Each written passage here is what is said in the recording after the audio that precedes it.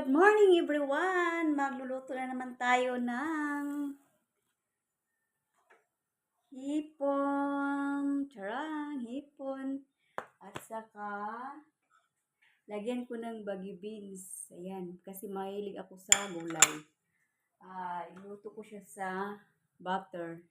Butter with ingredients is onion, garlic and onion bulbs. Okay? Malapit comment ani nga ang onion at saka garlic is magkaisa lang. So, okay, magluluto na po tayo. Ayan o. Kuha lang tayo konti ng butter. Para po masarap yung luto natin. Ayan. So, mangamoy-ngamoy po talaga ito ngayon.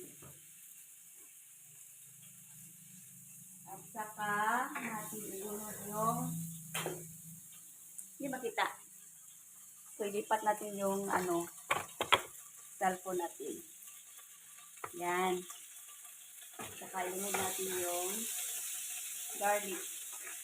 At saka yung sibuyas bombay. Sibuyas bombay. Yan na. Ang bango. Super mabango talaga. Mabilis lang po. Mabilis lang. At saka, hindi natin ubusin yung hipon kasi tipid. Para may bukas. So, dalawa lang naman kami ang kakain. Kunti lang ang iluluto natin. No? Kasi, may gulay pa naman. Yan lang. At may natira pa kunti. Super bango. Super bango. Nga natin yung apoy. Oops. Yan. Mahina na. Yan guys. At saka lagyan natin to ng oyster sauce. Kunti lang yung oyster sauce. Lagyan natin. Para naman may lasa. Alam mo naman, pag magluluto tayo, dapat may lasa talaga. Diba? So,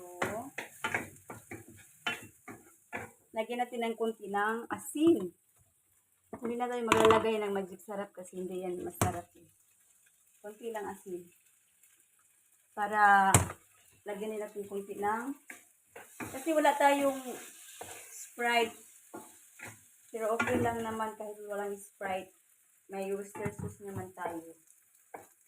So, lagyan ko kunti ng water para may kunting sabaw yung hipon natin. Okay, malapit na siya maluto kasi hipon lang to eh. Ayan. At ilalagay natin yung bagyo beans. Luto na to kasi pinakuluan ko para hindi siya masyadong maluto. Saglit lang to at matatapos na rin yung niluluto natin.